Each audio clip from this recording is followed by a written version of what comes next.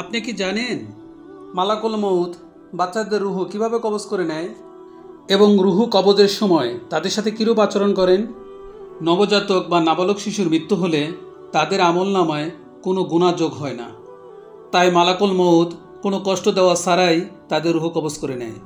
মালাকুল মউত যখন কোনো বাচ্চার রুহ কবজ করে আল্লাহ তাআলার কাছে নিয়ে যায়, তখন মহান আল্লাহ তাআলা বলেন, হে মালাকুল মউত, তুমি কি আমার বান্দার ছোট বাচ্চার রুহ কবজ করে নিয়ে এসেছো?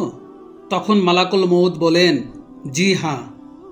তখন মহান আল্লাহ তাআলা আবারও জিজ্ঞাসা করেন, তুমি কি আমার বান্দার কলিজার টুকরোকে নিয়ে এসেছো?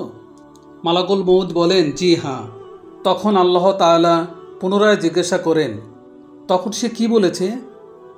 মালাকুল মউত বলেন, তখন সে তোমার প্রশংসা করেছে। সে বলেছে, ইন্না লিল্লাহি ওয়া ইন্না ইলাইহি রাজিউন। তখন আল্লাহ তাআলা বলেন, আমার বান্দার জন্য জান্নাতে একটি প্রাসাদ বানাও এবং এর নাম দাও বাইতুল হামদ। এই ছোট বাচ্চাগুলো কিয়ামতের দিন তাদের পিতামাতা ছাড়া তারা জান্নাতে প্রবেশ করবে না।